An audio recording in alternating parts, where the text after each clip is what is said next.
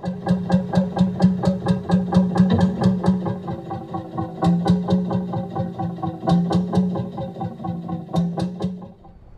hi, my name's Andy Tidy and welcome back to Series 8 of Canal Hunter.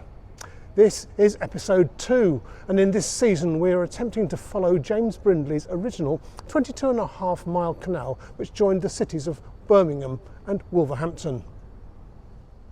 Well, over time the matrix that became the Birmingham Canal navigations overlaid Brindley's original route to the point that it's hard to work out where it went in some areas. And so the aim of this series is to try to tease out Brindley's original single watery strand.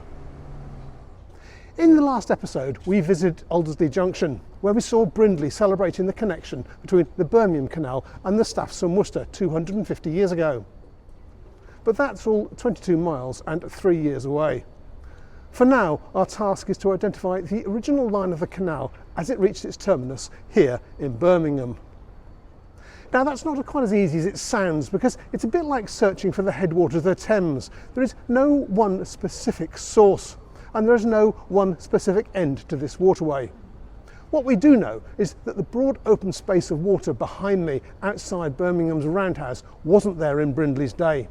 That was engineered by Thomas Telford many years later. Back in 1769, the first boatloads of coal arrived to an appreciative crowd, and they came in via what is now the Ozells Loop.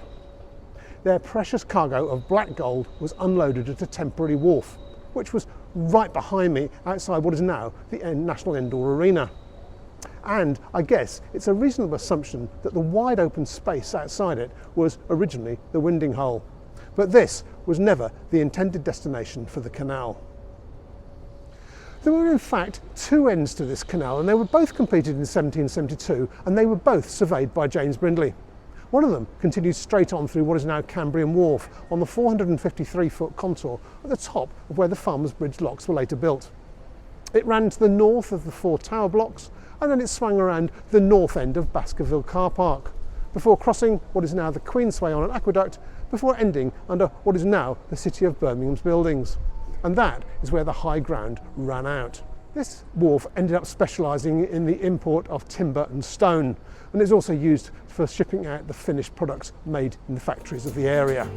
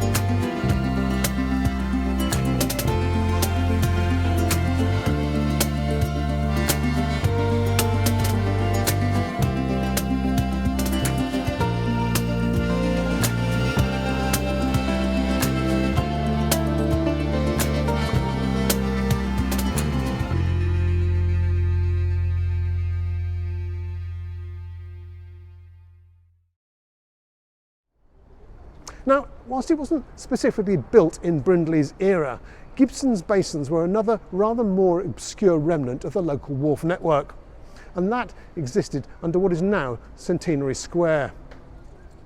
The southern corner was exactly where the 1925 Hall of Memory stands, and these basins were partially uncovered when the new library building was built. The twin arms of Baskerville Wharf were accessed via a tunnel under the adjoining factories which were later replaced by Baskerville House, which was a large uncompleted redevelopment project which was interrupted by the war in 1938. In addition to the aerial photos of the area, there is one very moody image of an abandoned lock viewed from the foundations of a Baskerville house, and a view of the very new Hall of Memory standing proud on the skyline. Exactly how this basin was fed with water has always remained a mystery to me. Now, the problem facing Birmingham and its development was its very limited access to coal, which was a vital ingredient in just about every industrial process. And the nearest deposits were 8 miles away over the hill in Smethwick. And hauling it in by horse and cart was very slow and very expensive. So the Canal Committee decided that they wanted to put their main coal wharf to be at a place called Brick Kiln Peace, just to the east of Gas Street Basin as we know it, with its twin arms stretching out under what is now the Alpha Tower, reaching as far as Paradise Street, and it was here that they also built their head office, a site now occupied by the bustle of the Queensway. In time, Brick Kiln Peace became known as Old Wharf and was a busy coal wharf right up until the first decade of the 20th century. And then the whole area was earmarked for redevelopment. This didn't take place for many years, and eventually it was occupied by Granada TV, who built their studios there ready for the advent of colour TV in 1970. The last ghostly fingerprint of Old Wharf can still be seen in some of Vic Smallshear's photos, taken in the late 1960s.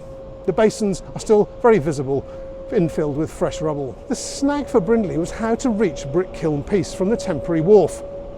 Whilst it doesn't look like much from today's standards, the ridge of high ground, reflected by the level of Broad Street and Symphony Hall, was a significant obstacle, and initially he planned to overcome it by digging a tunnel. However, in the end he opted for a cutting which became known as Deep Cutting, and its junction with the temporary wharf became Deep Cutting Junction. Old Turn Junction is 100 yards to the west, and that marks the split between Brindley and Telford's routes out of the city. Deep Cutting is the bit of canal between here and Gas Street Basin, and it passed under a long road bridge and the Church of the Messiah, a church which was demolished in 1978. And then, following a fire in Bingley Hall, which was Birmingham's first purpose-built exhibition centre, the whole area was redeveloped to house Symphony Hall, the International Convention Centre, the National Indoor Arena and the Italianate Brindley Place. Like it or loathe it, the whole area has been regenerated in spectacular style, and it attracts millions of visitors every year.